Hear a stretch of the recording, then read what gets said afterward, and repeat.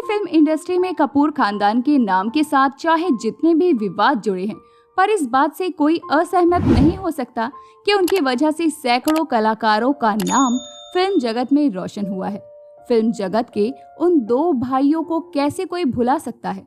प्रेमनाथ और राजेंद्र नाथ दोनों ने अपने अपने जमाने में दर्शकों के दिलों पर राज किया, पर उन दोनों के अलावा तीसरे भाई ने भी कुछ कम कारनामा नहीं किया। हालांकि उनकी पहचान से लोग अनजान होंगे, पर कुछ कट्टर सिनेमा प्रेमियों के कारण उनका नाम आज भी याद किया जाता है।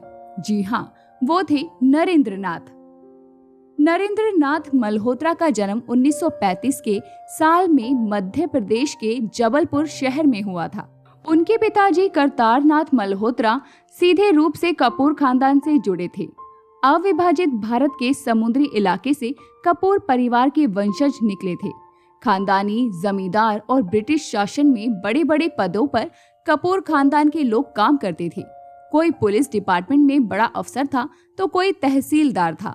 बड़े बड़े मकान और शान और शोहरत के साथ कपूर परिवार के लोग जीते थे। दर्शकों को लगता है कि मल्होत्रा भाइयों की बहन ने राज कपूर से शादी की थी, इसीलिए मल्होत्रा परिवार भी फिल्मों से जुड़ा। पर दोस्तों, ये बात 100% झूठ है। कपूर और मल्होत्रा एक दूसरे के रिश्तेदार थे। प्रेमनाथ, राजेंद्र नाथ और नरेंद्र नाथ के पिताजी पृथ्वीराज कपूर की मां वैष्णो देवी के छोटे भाई थे।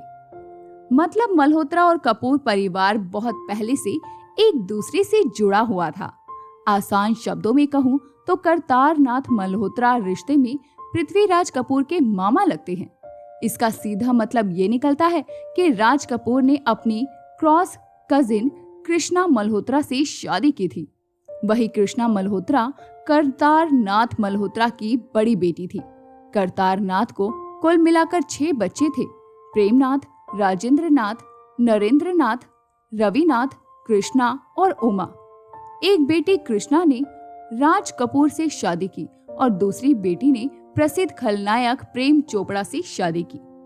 जब पृथ्वीराज कपूर फिल्म जगत में सेटल हुए, तब प्रेमनाथ पृथ्वीराज कपूर से जुड़ गए। उनके पीछे पीछे सभी भाई भी जबलपुर छोड़कर मुंबई आ गए। राजेंद्र नाथ और प्रेमनाथ फिल्म जगत के नामी कलाकार बन गए। उसके बाद नरेंद्र नाथ की एंट्री हुई। हालांकि उन्हें भी हीरो बनना था, पर प्रेमनाथ को छोड़कर किसी भी भाई को हीरो बनने का मौका ही नहीं मिला। नरेंद्र नाथ के लिए ये सबसे बड़ी समस्या थी, इसीलिए उन्होंने असिस्टेंट डायरेक्टर बनने का फैसला लिया।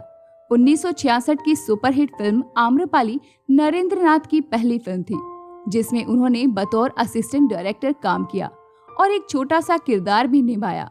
इस फिल्म में भगवान बुद्ध के किरदार में जो कलाकार दिखते हैं वो खुद नरेंद्र नाथ है।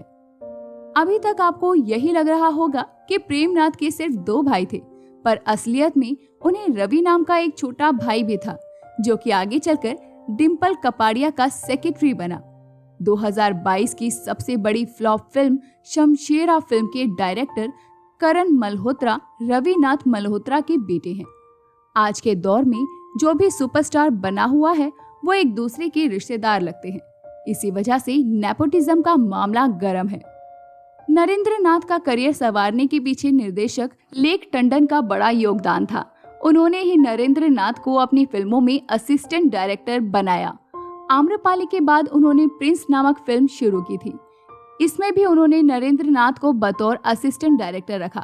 लेक टंडन भी खुद पृथ्वीराज कपूर से सीख कर आए थे।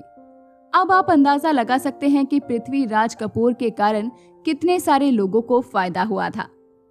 जैसा कि हमने पहले भी बताया कि प्रेमनाथ के सभी भाइयों को नायक बनना था, पर प्रेमनाथ के अलावा कोई भी भाई नायक के रूप में नहीं आ पाया।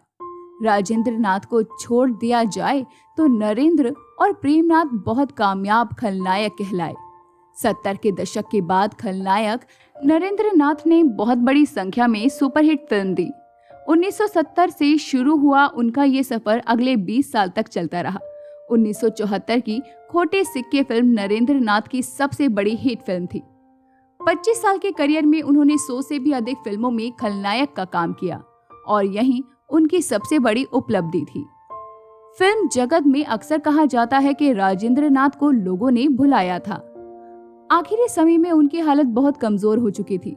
पर असलियत ये है कि वो नरेंद्र नाथ थी जिन्हें लोगों ने पूरी तरह से भुलाया। राजेंद्र नाथ के बच्चों को करण जौहर का साथ मिला, पर नरेंद्र नाथ के साथ क्या हुआ ये आज भी रहस्य है। किसी का कहना है कि नरेंद्र नाथ आजीवन कंवारे रहे, पर हमारे हिसाब से उनकी शादी हुई थी। नरेंद्र नाथ की तुलना अभिनेत्री साधना से होनी चाहिए। ये दोनों कलाकार कपूर खानदान से जुड़े थे, पर आखिरी समय में साधना को खुद का घर भी नसीब नहीं हुआ।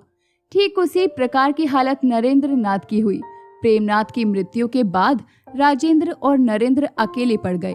राजेंद्र नाथ कर्ज में डूब गए, पर उन्हें नरेंद्र नाथ ने आसरा दिया। 1988 में नरेंद्र नाथ अपने जन्म स्थान जबलपुर घूमने गए। वहां उनका एक्सीडेंट हुआ और गंभीर रूप से वो चोटिल हुए। इस घटना के कारण उनका चलना फिरना भी मुश्किल हो गया।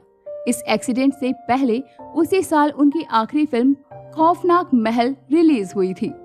दुर्भाग्यवश कुछ ही महीने बाद जबलपुर में ही उनकी मृत्यु भी हो गई। नरेंद्र नाथ की मृत्यु के बाद राजेंद्र नाथ पूरी तरह से बेसहारा हो गए और 2008 में उनकी भी मृत्यु हो गई। तो दोस्तों अभी के लिए बस इतना ही। मिलते हैं अगली वीडियो में।